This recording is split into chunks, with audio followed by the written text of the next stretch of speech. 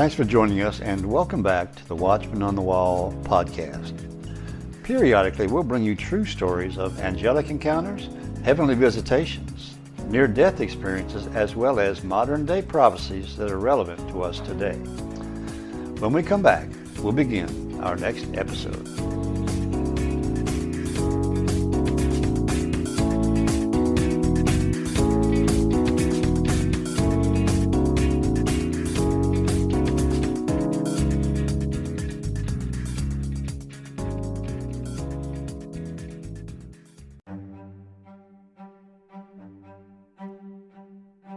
Hello and welcome back to the Watchman on the Wall podcast.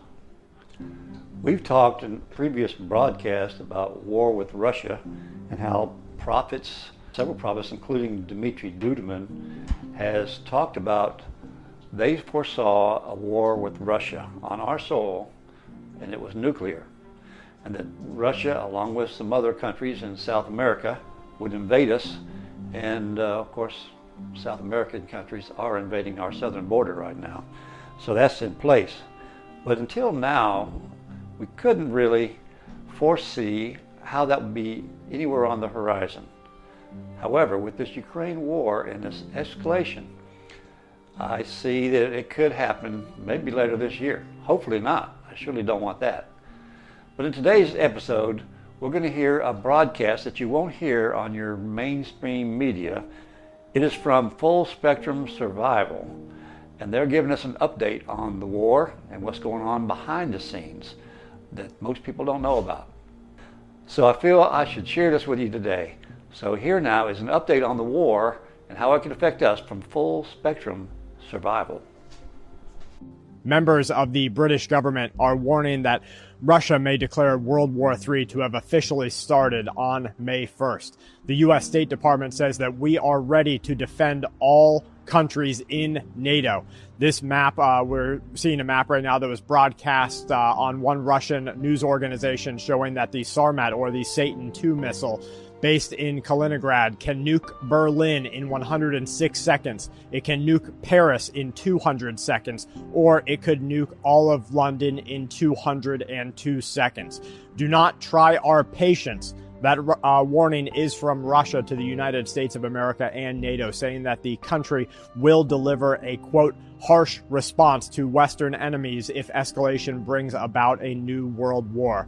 A spokesperson for the Russian Ministry of Foreign Affairs has continued the accusal of the United States and NATO of aggression and using the current conflict that is happening with Russian opposition to carry out what they are calling American gains. Canada's Minister of National Defense says that the world is now facing the greatest threat to international peace, and they say to security, since World War II. After the Moldovan breakaway region of Transnistria banned all men from leaving the country between the ages of 18 and 55, the Transnistrian Ministry of Defense has reportedly ordered a general mobilization through the Supreme Council. Just like we saw the lead up of Russia moving toward Ukraine, and we warned the people of this channel day after day, it's going to happen. You don't move this many people, you don't move this much armament, you don't move the blood banks without Russia planning to go into another country. We're warning you right now that NATO doesn't build up this sort of oppositional force. The United States of America doesn't send this sort of armament, and we don't have this kind of lead up without the readiness for World War III to break out at any moment in time. Now remember, this is number 3. We see a lot of people say through fatalism that I'm not even going to get ready. I'm not going to prepare. What does it matter? If Russia can nuke London in 202 seconds, what does it matter? What should I prepare for? But they're forgetting that this is number 3. And that means that your family has lived through number 1 and it has lived through number 2. And what you need to do is live through number 3. That means you need to get your pantry stocked up. You need to have a way to filter water. You need to be able to repair your shelter or quickly evacuate to another shelter location. You need to think about what you'll do when you can't get the dog food and cat food in the store, how you'll handle confrontation when you call 911 and the police can't or won't show up to your door, how you'll handle your own medical emergencies. You need to start thinking about these things because that's what's really going to be at stake in World War III. We have visual confirmation of an oil depot in Russian-controlled territory burning this morning after allegedly being struck by opposition fire. The United Kingdom, Canada, France, Israel, Germany, Bulgaria, and the USA have all ordered their citizens to leave Moldova and leave the Transnistrian region as soon as possible. Nuclear submarines from 3 countries are being berthed at the Clyde Yard in Scotland. There's an American Virginia-class submarine, a French Rubis-class submarine, and a British submarine there as the countries to prepare right now to deploy their nuclear arsenal around the world. NATO says that the cooperative organizations are ready to fight back against Russia through the arming of allied nations and agreements toward the unification of countries and the destabilization of Russia for years to come. This is a quote. We need to be prepared for the long term. That's Stoltenberg told a summit in Brussels. There's absolutely the possibility that this war is going to drag on and last for months and for years. NATO allies are preparing to provide support over a long period of time, he says, and also help the Russian opposition transit and move from old Soviet-era equipment to more modern NATO standard equipment, weapons, and systems that will require more training. You see, if everyone else is getting ready for a multi-year, multinational world war, why aren't the citizens of America being told to get ready? The government could be helping each one of you by saying either, hey, we're going to send $33 billion over to Ukraine, so we're also going to give you a government allotment of food that you can stock up your pantry. They might say, hey, we're going to give all these weapons and all of this training to these individuals in this other country, even though we're working to take away your weapons and your ability to defend yourself. But don't worry, everything's going to be okay. The U.S. government and governments around the world right now could be providing support to you and your family so that you can and will make it through this event, but they're not. And so you have to pull up the bootstraps. You have to do it yourself. You have to tighten the belts, and you have to buy your own rice, buy your own canned food, buy your own self-defense tools. Make sure that you have plenty of projectiles for those self-defense tools, because without it, you and I are probably not that good with that weird L-shaped club at the end of the day. And so we need to be ready with other tools and other ways to communicate, to monitor and observe our local environment, and to be ready for the time when you call 911 and no one comes to your answer or no one comes to your call. The International Atomic Energy Agency has warned the international community that the arming of and sending of missiles to fly directly through the airspace above nuclear power plants could lead to a nuclear accident unlike anything the world has ever seen before. Moldova is saying that they're going to need America's help. The Moldovan president stated today that Moldova is not ready for a war and currently does not have a combat-capable military. Now, this is the plea for help before Big Brother, America, NATO, other Western allies say we have to help these people. And that's the news that you'll see. Those are the press conferences that you'll watch. That, look, Moldova said they're not ready. They're innocent people. And whether they are or not, that is non-reflective toward the gains or the goals of what will happen. The American people, or at least the majority, will stand behind moving of Western arms and Western mobilization of personnel into Moldova. When Russia says it's World War III, when U.S. lawmakers say it's already World War III, when you have conflict strategists saying right now it's already World War III, how many people have to say it?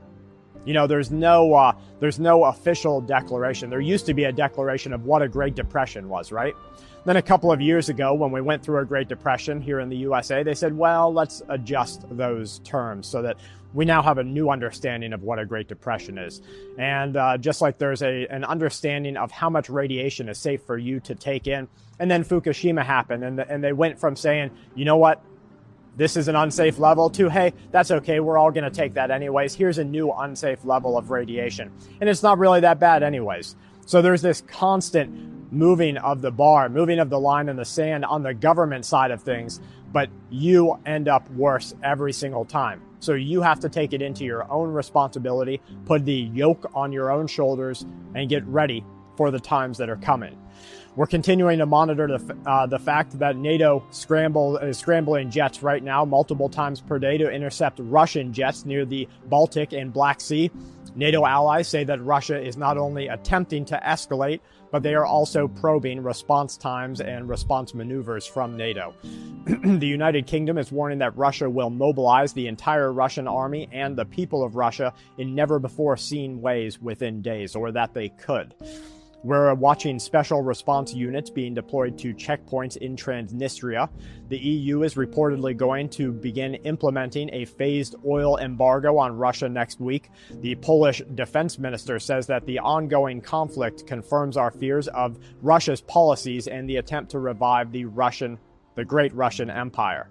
Russia's foreign minister, who speaks at the behest of Vladimir Putin and for the nation, has officially warned that Moldova, if it attempts to seek NATO, any attempt to do so will not enhance its security, and in fact, it will deteriorate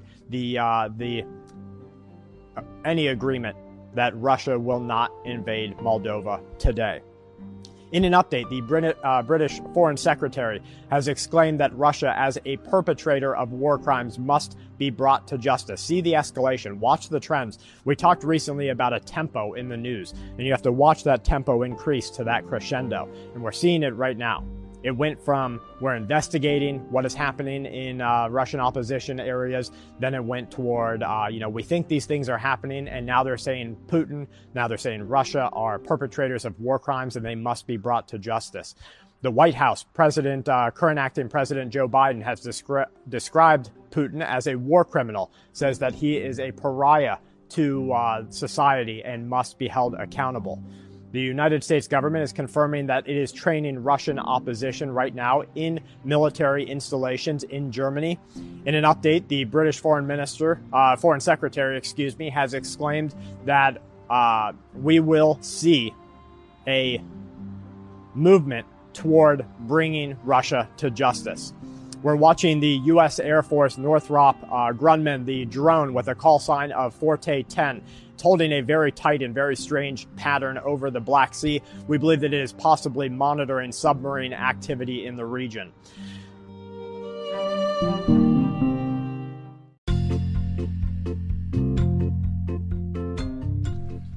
Hello again, this is the Watchman. Please join us each week for an exciting and inspirational podcast dealing with angel encounters, heavenly visitations, near-death experiences, as well as modern-day prophecies that are relevant to us today. So tune in each week and share it with your friends. After all, they could use a little inspiration in their life, too. That's the Watchman on the Wall podcast, and now you can find us on YouTube.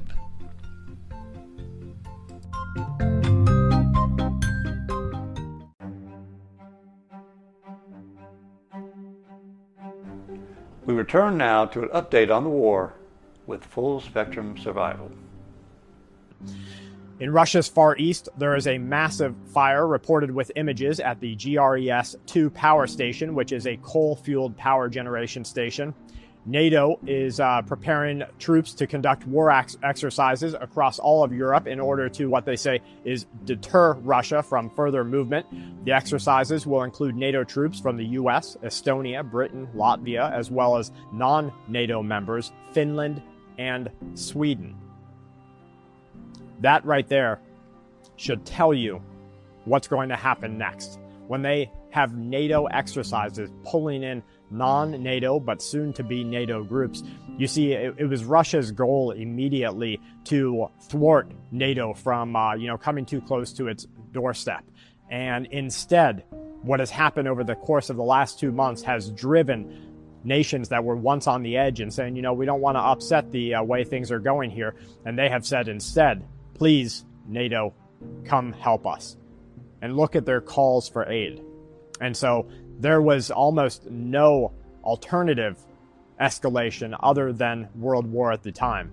The exercises are backed by aircraft, by tanks, by artillery, by armored vehicles. They're going to take place in Poland, North Macedonia, Finland, across the Estonian-Latvian border. They're going to include troops from NATO, Joint Expeditionary Forces, as well as non-NATO forces. The scale, they say, of the deployment, coupled with what they call is professionalism. Anytime anyone says it's professional, it reminds me that in photography, the junkiest, the cheapest goods, like your tripods, are called professional. It doesn't mean that they're any good. It's just what people call themselves, but maybe this isn't the case. They're saying the training, the agility of the British Army will greatly deter aggression at a scale that has not been seen in Europe in this century.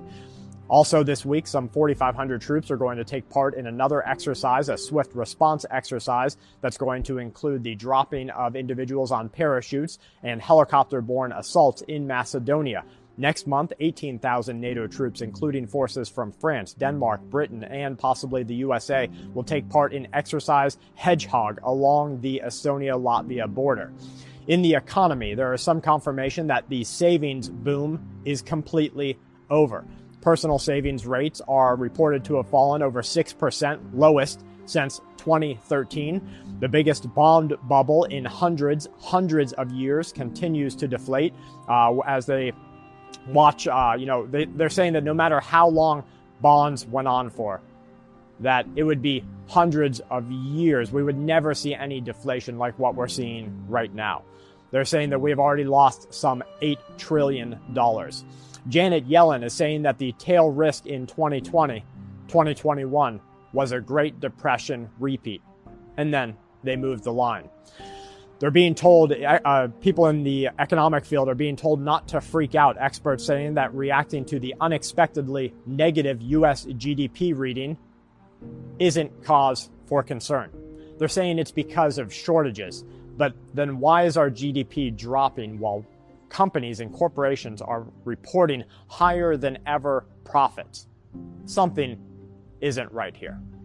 And the fact is that the crunch is going to come to you and your family. Buying that bag of rice is going to be harder in a month than it is right now.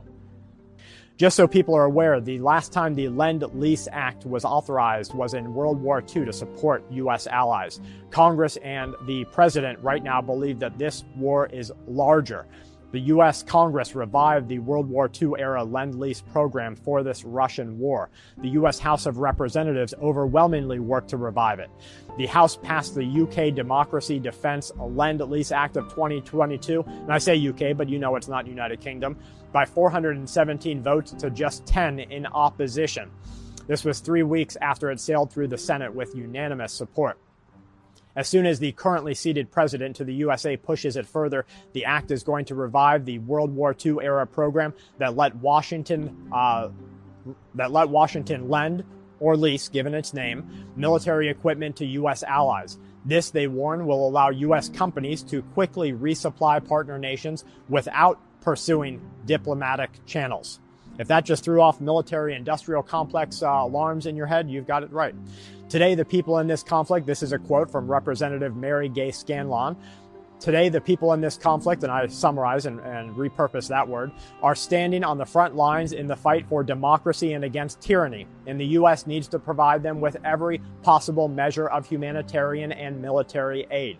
The Republican Senator John Cornyn, a lead supporter of the bill, says, quote, the Russian opposition, again, I reuse that word, and forces have demonstrated unbelievable strength and bravery, and we must again serve as the arsenal of democracy. Listen to that. Remember, I just told you how you would see press conferences and you would see politicians stand up telling you why this needs to be the next world war. It started right here. So this is the Republican senator. The Russian opposition and forces have demonstrated unbelievable strength and bravery, and we must serve as the arsenal of democracy and ensure they have the full range of resources necessary to defend their sovereignty. The French government spokesperson is saying that there will be an emergency energy ministers meeting on Monday. I remember we've told you again that this is a war for energy, and it's going to come down to a war for who can heat their homes in the winter and who can run their cars in the summer. That's the war that you need to get ready for. The British Ministry of Defence, the MOD, says approximately 8,000 British soldiers are due to be sent to Eastern Europe as they prepare to take part in combat exercises against Russian opposition. Dozens of tanks, 100 plus armored vehicles, they are all going to be sent to locations this coming weeks. Poland and Romania have announced that they are going to hold military exercises amid Russia's special operations in the war, according to reports. Those reports show that Poland, starting from May 1st, military equipment is going to be mobilized on almost all roads. The citizens are urged not to take photos, pay attention here, not to publish information on the internet about the equipment or its movement. It's noted that the movement of equipment will be carried out mainly in the north and the east of the country. The Romanian Defense Ministry, commenting on information on social media about the transfer of military equipment to the border with the conflict zone, has said, please do not do this. Why don't they want anyone taking images of the equipment that's being sent? Maybe the special international groups that are being sent to the border region. You see, once you give up operational security, you've lost a little bit in your war. And so there's going to be a lot of things that get done in the dark of night. There's going to be a lot of things that get done under cover, and a lot of secretive events that take place over the next couple of weeks. We just have to remain operationally aware, and we have to remain informational aware. We have to get our information awareness up as high as we can. That involves things like watching information that we're able to deliver. Nate, Canadian Prepper, he's delivering great, almost daily information. We have to monitor all of the different channels that we can, and that's a little bit of what I like to bring to you here. I gather all of this information from sources on both sides, so sources that say that this should be happening, shouldn't be happening, and I try to deliver this to you in a way that no matter who says what, you can take action based on what is actually happening, because that's what's important to me.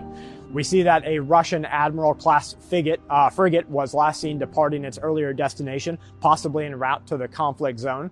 Hupel's Cat posted about this infrastructural sabotage in France. One of the ministers for digital transition, Cedric O, mentioned that in Paris, saying that cuts in the cables were confirmed, touching the network of fixed and mobile lines.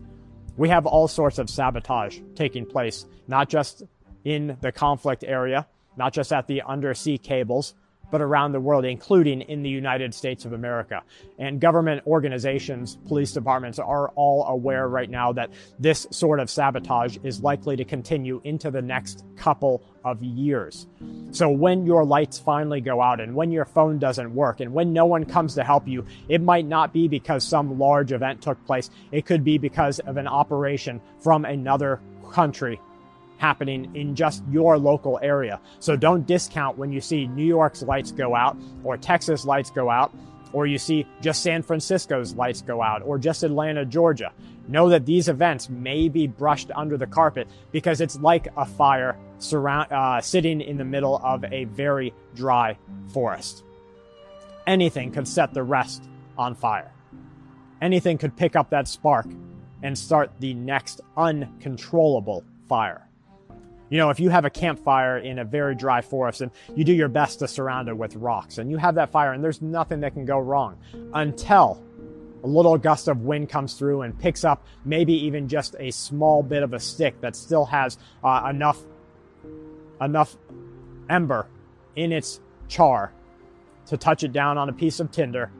That starts a new fire, maybe 10, 15 feet away. You don't notice it until it's too late. And that's how forest fires are started. That's the same way that infrastructural sabotage is started. That's the same way that anti-government discontent is started. All it takes is a little spark. And we're starting to see that today. We can look all around and we can see the smoke everywhere. And we're just waiting to see when that next fire is declared. Well, I think that's a very good report on what's going on right now. And I think it was Dana Coverstone that said to brace yourself. He says that a lot in his dreams, and I think that's what we need to do, brace ourselves for whatever may happen. Along with that, I think Dmitri Duderman had the dream or the vision of a small bear sleeping in the woods. And then it started getting poked with sticks, and it grew bigger and angrier before attacking. And I think that bear just might be Russia. And we, along with NATO, could be the ones poking it with sticks.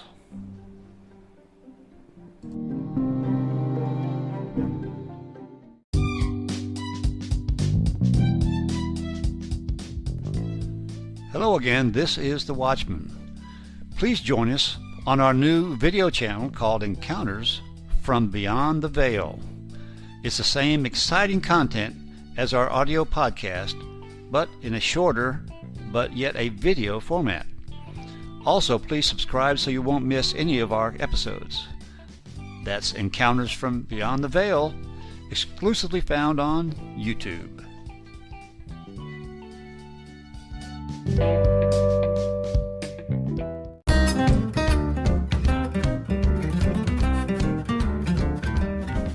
Please join us on the Watchman News Network. It's a video news presentation of relevant stories dealing with end-time topics. Just subscribe to the Watchman on the Wall podcast on YouTube, and you will instantly have access to our latest WNN report. That's the Watchman News Network, exclusively found on YouTube.